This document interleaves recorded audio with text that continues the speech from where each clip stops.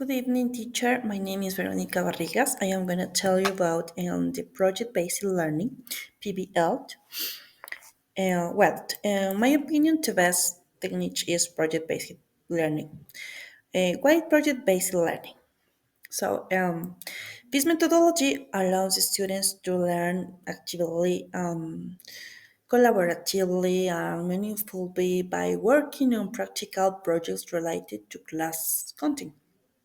It's a great way to make topics accessible, encourage creativity, and contact learning to real life. How to implement it in each class?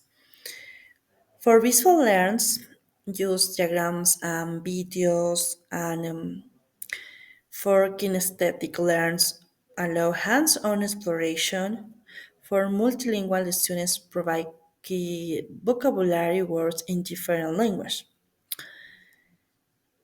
The benefits of project-based learning it's a greater commitment and motivation. Students feel like protagonists on their learning.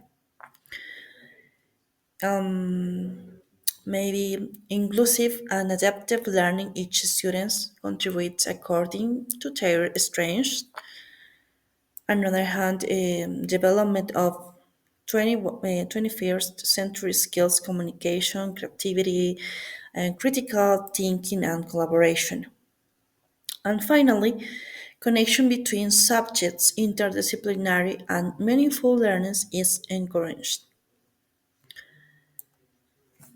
This technique will help Mr. Thompson transform this teaching into a dynamic and accessible experience for students. Thank you so much. Good evening. My name is Ana Maria Jos, and I'm going to talk about for this case, the different strategies that I think that can be used. The teaching strategies that I think that differentiate the science instruction that is essential for Mr. Thompson for the diverse fifth graders in the classroom because students have different languages, learning styles, and prior knowledge levels. By using multiple instructional methods, all students have a way to connect with the material effectively. So I would use differentiated instruction to adapt the content, the process, and the product to meet diverse student needs. Also, multimodal teaching because I could use visual, auditory, and kinesthetic methods like videos, images, hands on activities. Also, scaffolding to break down the complex concepts and provide support for them, like bilingual materials, peer assisted learning, and those kind of things. Also, for collaborative learning, I would encourage group work where students can support each other's understanding and real life connections, like making lessons relevant by relating ecosystems to students in their daily lives. The differentiated science instruction ensures that every student, regardless of background, language, or learning style, can actively engage, understand, and succeed in learning about ecosystems. Thank you. Hi teacher, my name is Andrea and today I'm going to explain about some strategies that adapt to the teaching process of Mr. Thompson. To adapt the teaching process effectively in Mr. Thompson's situations, the following strategies will be essential. The first is understand student needs. Conduct informal assessment and conversation to understand each student's prior knowledge, learning style, and linguistic abilities. Use visual IDs, bilingual resources, and simple, clear instructions to bridge language barrier. Incorporate students' cultural experiences into lessons to make content relatable and inclusive. The second is the differential instruction.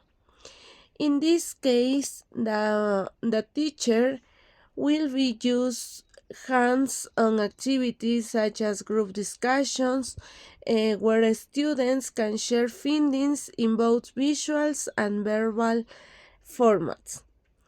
Organize storytelling sessions where students share their cultural backgrounds through visual presentations, art, or sample writing reflections. The third strategy is the faster engagement and motivation. In this strategy, the teacher will create a positive environment, establish a respectful and supportive classroom culture where mistakes are seen as learning opportunities. The student choice offers them the freedom to choose topics or methods for completing assignments, increasing engagement, and celebrate achievements that recognize and display the students' work to build confidence and motivation. And the last is about a continuous reflection and adaptation. The regulator set feedback from students to gauge their understanding and interest levels. Seek guide from experiences elementary teacher or participate in workshops on different instructions and classroom management. By recognizing the diverse needs of young learners, emphasize hands-on the student-centered activities and fostering the supportive environment.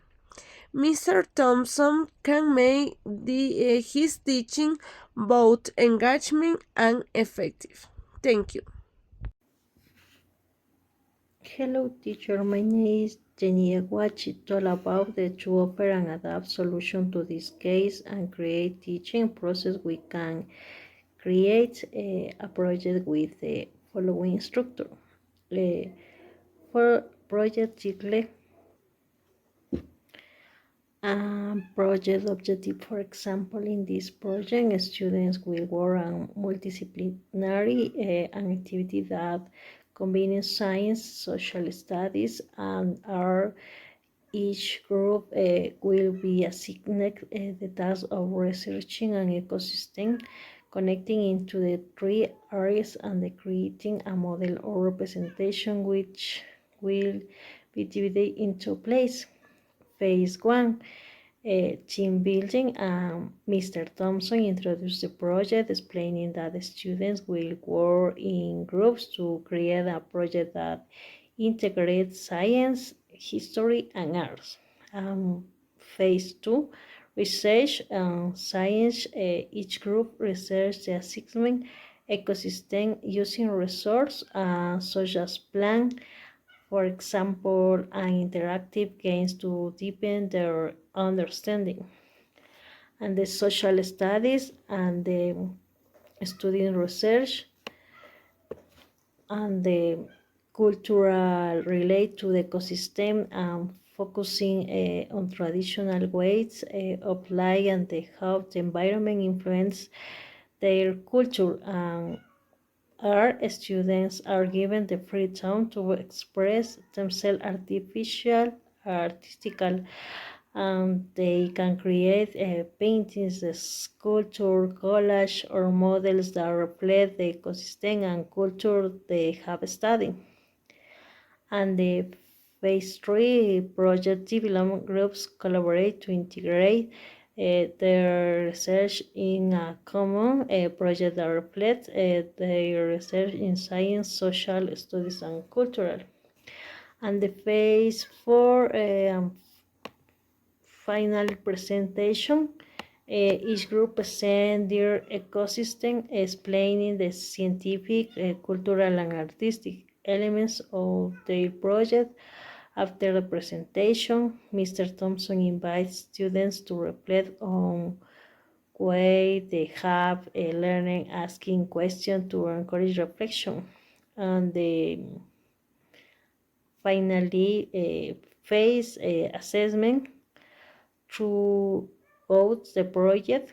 Mr. Thompson conducts informal observation and use guiding question to assess the student understanding of the content. And the conclusion in this situation, in this case, on the benefits of the project-based learning PBL approach. The PBL approach offers several benefits for students in engage motivation and participation by involving them in real and meaningful projects. It also encourages the development of collaborative skills, helping students improve their teamwork and communication skills.